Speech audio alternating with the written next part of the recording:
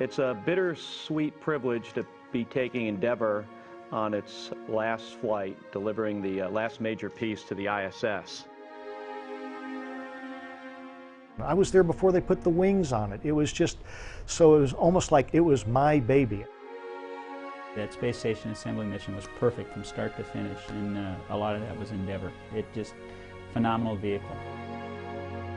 The Eagle represents, the United States of America. It's something we're proud of. That's our bird. That's the Eagle.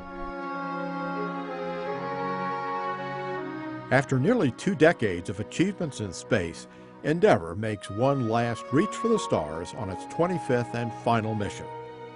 Endeavour is traveling to the International Space Station with 6 veteran space flyers: Commander Mark Kelly, pilot Greg H. Johnson, and mission specialists Mike Fink, Drew Feustel, Greg Chamitoff, and Roberto Vittori from Italy, representing the European Space Agency.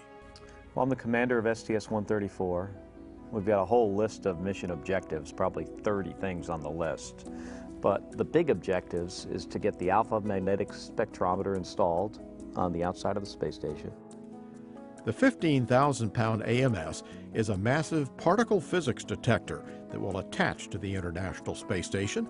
Its job, to search through cosmic rays, looking for proof of dark matter and antimatter.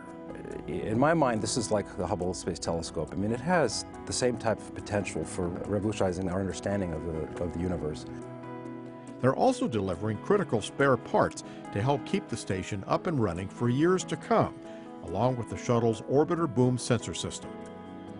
Feustel, Fink, and Chamitoff will rotate through 4 spacewalks, the last performed by shuttle crew members for the remainder of the Space Shuttle program. And when Endeavour makes its final touchdown on the runway, it will end a storied flying career for the youngest of NASA's shuttle orbiters. Even Endeavour's beginnings were unique. It was built as a replacement for Space Shuttle Challenger, a name for the first ship commanded by explorer James Cook. At the time of the Challenger accident, astronaut Barbara Morgan was part of the Teacher in Space program, serving as backup to teacher Krista McAuliffe, who launched aboard Challenger on that fateful day in 1986. I think Endeavour in particular, because she was named by school children all over the country, that really shows a carrying on and a moving forward, and how open-ended and never-ending that future can be. Like all shuttle orbiters before it, Endeavour was built by Rockwell in Palmdale, California. That's where astronaut Bruce Melnick's bond with Endeavour began. My first job as an astronaut, even before I was a qualified astronaut, was to represent the astronaut office out in Palmdale, where Endeavour was being built. So I got to see her being built from scratch to finish, got to see the wings put on, and it's amazing. The nation's brand new space shuttle was delivered to Kennedy Space Center on May 7, 1991, exactly 1 year before its maiden flight. It was great to see Endeavour come in. We knew why it was coming, because it was replacing Challenger. So it was going to be the new fleet leader and the new kid on the block. Melnick was on Endeavour's first flight, STS-49. The 7-person crew faced an ambitious 8-day mission to repair the stranded Intelsat 6 satellite. I'll never forget when Dan Brandenstein, who was the chief astronaut at the time, asked me if I wanted to be on the first flight of Endeavour. I mean, you could hear me hooting and hollering, because that was going to be the premier mission at the time. Endeavour made history again during the last shuttle mission of 1993, when 7 astronauts upgraded the Hubble Space Telescope and improved its vision. It was an extremely complex flight, involving 5 back-to-back spacewalks. And in the end, all the hard work paid off. The telescope's new second-generation wide-field and planetary camera beam back grand images taken with dazzling clarity. And Endeavour helped to carry the load in the construction of the International Space Station, including the very first shuttle flight to the fledgling outpost, STS-88. Endeavour delivered the American Unity module, and astronauts connected it to the Russian Zarya module already in place, and the station was born. Kennedy Space Center Director Bob Cabana commanded that cornerstone flight. I have to admit, because I got to command Endeavour on that first space station assembly mission, I'm a little partial to Endeavour. But less than 3 years later, the nation was stunned by the terrorist attacks of September 11, 2001. On December 5th, all eyes turned to Kennedy Space Center, where Endeavour waited to make the first flight after the tragedy.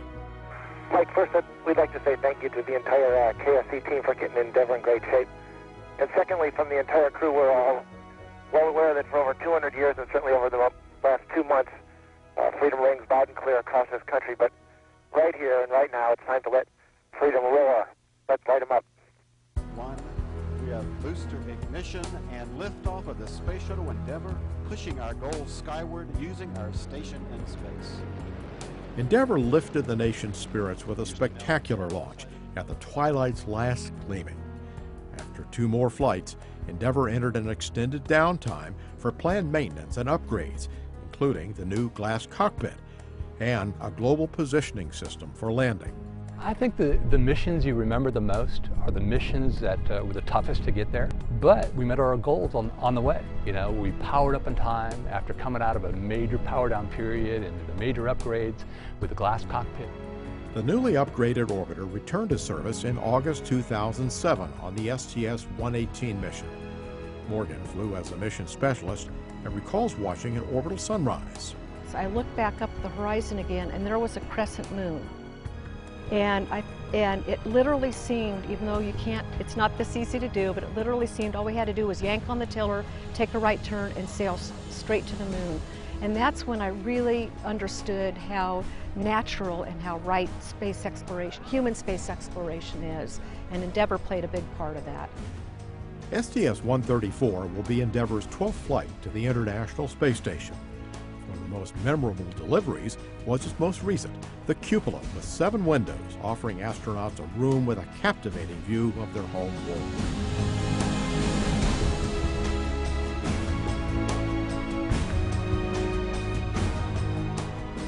After 30 years, the shuttle program is coming to a close. When you look up and you see that vehicle take off a launch pad, I mean, it's just such a sense of pride, and you feel the shock waves hitting you in the chest, and it just vibrates you. It just brings a tear to your eye that, you know, we're a part of that program. And then to see Endeavour go up, the last ship that I flew, and I was on her maiden voyage, and she, you know, treated us so well. To see her go into space for the last time, knowing that she's going to be retired after this flight, is going to be a real sad day.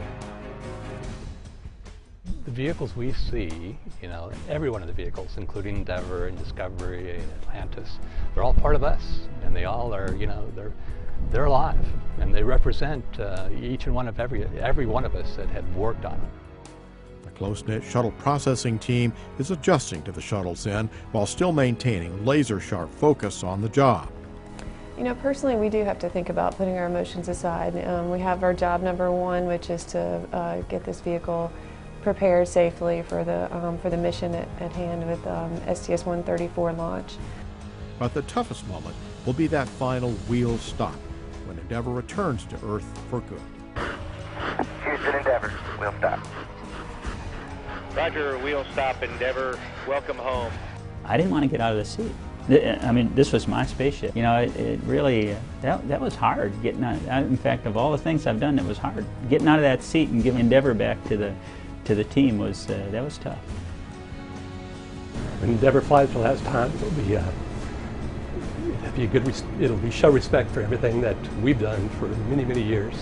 We love the shuttle program, and we love this vehicle. Any vehicle that flies has to, you know, prove that it's flight worthy, and Endeavour did that. It's been a great vehicle.